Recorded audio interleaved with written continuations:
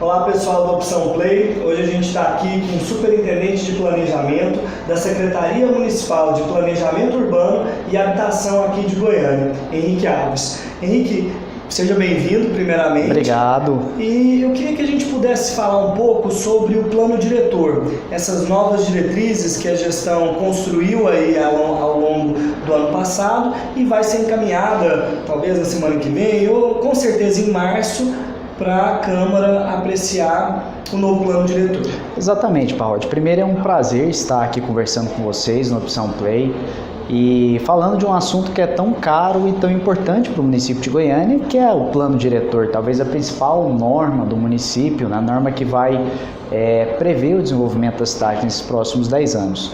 Henrique, é meio complicado a gente falar sobre todas as diretrizes que vão estar previstas nesse projeto, afinal são aí 1000 páginas, mas algumas o Jornal Opção já trabalhou na nossa edição online e também no impresso.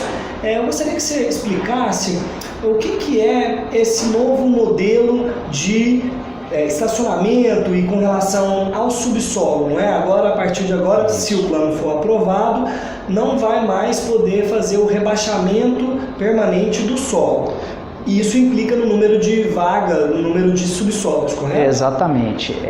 Parrod, acho que talvez essa é uma das novidades do plano diretor, né?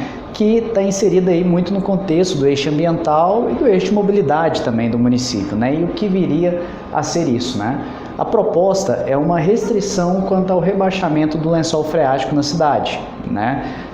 Hoje nós vemos, isso é muito exemplificado no Parque Flamboyant, em outros parques onde você ouve um adensamento muito rápido e o lençol freático rebaixou, isso dificulta a recarga dos cursos hídricos, né, prejudicando e resultando em parte, claro, não totalmente, mas em crises hídricas como nós vivemos no ano de 2017, né, e prejudicando a qualidade de vida do goianiense como um todo. Mas não é função do município, não é intenção do município proibir subsolo na cidade, isso de maneira nenhuma. Então, aquele empreendedor, aquela pessoa comerciante que, de maneira geral, que quiser fazer o subsolo, ela vai poder fazer de maneira normal, desde que, quando o lençol for aflorado, que ela utilize tecnologias como lar de supressão e outras que existem aí no mercado, que não rebaixem o lençol freático. Então, agora, se o lençol for profundo, obviamente que não vai haver essa necessidade. Agora, como forma de equilíbrio, de compensação, o município ele vai flexibilizar, vai permitir que as pessoas façam mais vagas sobre solo ou vagas de superfície, né? Então, nós vamos congelar os recuos, né? Aqueles afastamentos que obrigatórios do prédio até 10,5 metros, né? Do solo, né? Então, até 10,5 metros, ou, em caso de prédio, vai poder fazer as suas garagens justamente para evitar esse rebaixamento do lençol freático, que é uma medida que vem a beneficiar muito o meio ambiente do município. Então, só para as pessoas entenderem, hoje existe um limite de garagens que se faz acima do térreo, né? No primeiro, no segundo, no terceiro andar do prédio, para que a pessoa entenda. Isso exatamente. Não vai mais... Na verdade, você não... esses recuos, eles só valem... O congelamento dos recuos, eles só valem até os 7 metros, né? Ou seja, até 2 pavimentos. O terceiro pavimento, isso não é permitido. Aliás, no terceiro, hoje, você tem uma ocupação somente de 50%. Então, isso geralmente inviabiliza. Hoje é muito mais interessante você fazer o subsolo, fazer o rebaixamento do lençol para viabilizar o próprio empreendimento. Então, a ideia é que a gente flexibilize isso para até 10,5 metros ou 3 pavimentos, né, o equivalente a 3 pavimentos hoje, para que a pessoa faça o estacionamento sobre solo e evite ou fazer o rebaixamento, ou se o fizer com tecnologias que sejam ambientalmente corretas. Henrique, ainda nessa questão ambiental e no eixo aí ambiental e também do desenvolvimento do próprio plano diretor, há uma questão com relação ao adensamento, não é? A quantidade aí de prédios, de pessoas que moram numa determinada região. E uma das propostas é com relação ao Jardim Goiás, a região do Jardim Goiás, do Parque Flamboyant. Como é que, se o projeto for aprovado, vai ficar? Bom, uma das questões em relação ao adensamento, uma das questões que nós detectamos nesse plano diretor é que para habitações coletivas, ou seja, para prédios, nós, nas áreas adensáveis, né, onde se podia fazer prédios, nós não tínhamos uma fração. O que seria essa fração?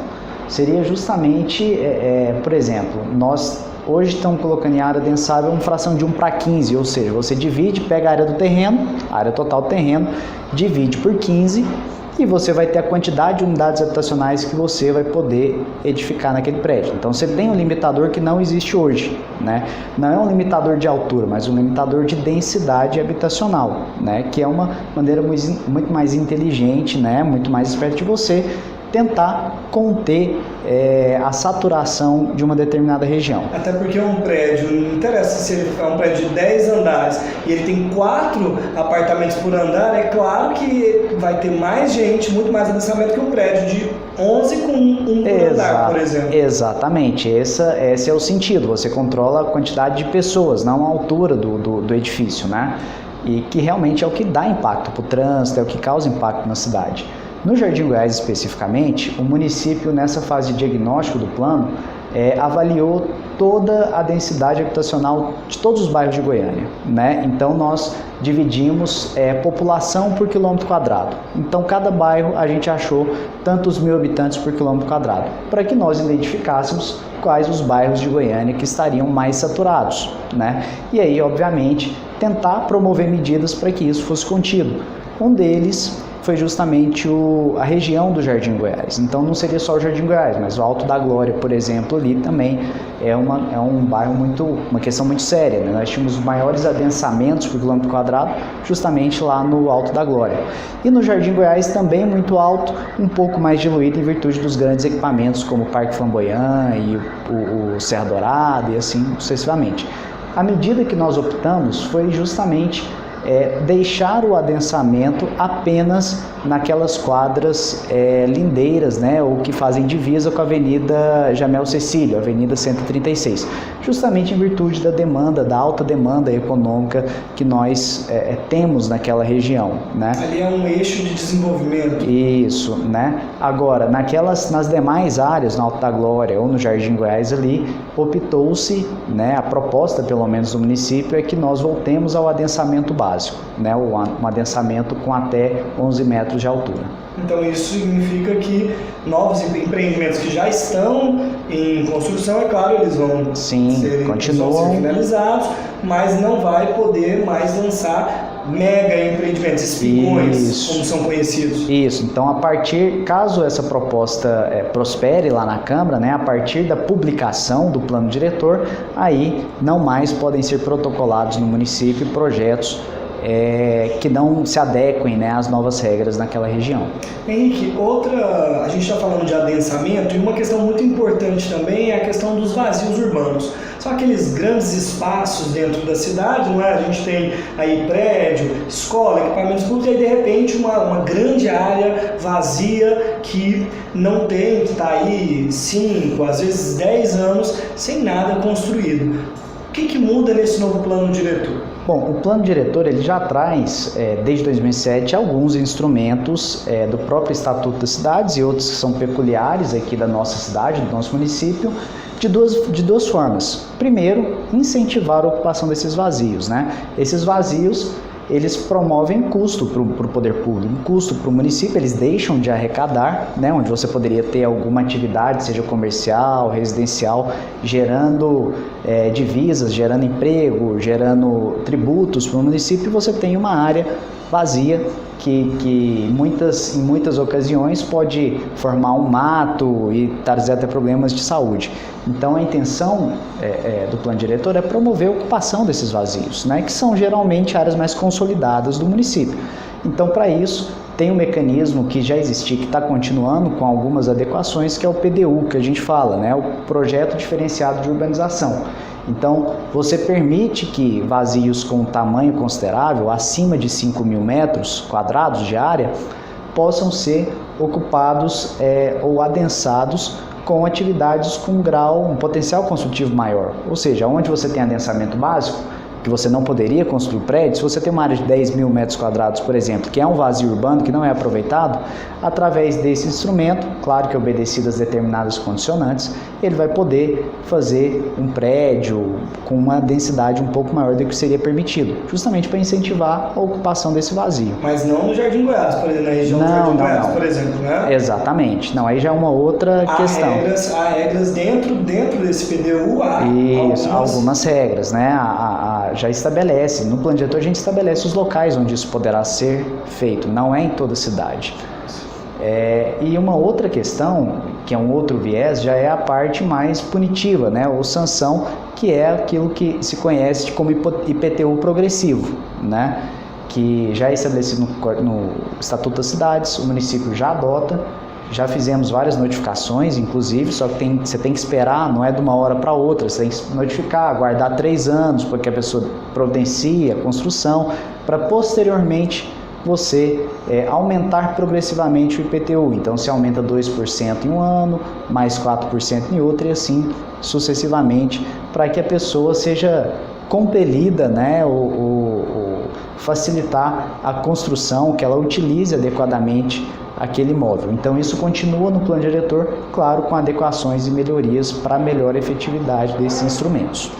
Henrique, uma questão que sempre chama atenção na construção, no desenvolvimento de planos diretores, é a questão da expansão urbana, do redesenho aí, pegar áreas que são da zona rural e trazer para a zona urbana. Há essa previsão nesse novo projeto? O plano diretor, ele obrigatoriamente ele tem que trazer essa previsão, né? Então, ou ele mantém, ou ele altera a linha de perímetro urbano do município. Nós tomamos um cuidado muito grande, Parrod, nesse plano diretor, de inicialmente estabelecermos um diagnóstico. Porque primeiro, para eu falar em expansão urbana, eu preciso saber da quantidade de vazios na cidade, né? Eu preciso saber quantas áreas efetivamente estão desocupadas. E nós fizemos e avaliamos que ainda assim existem uma quantidade significativa de vazios no município de Goiânia. Então, a nossa opção técnica foi por uma expansão corretiva, por assim dizer. Contemplar algumas situações que achávamos necessário, claro, com justificativa técnica.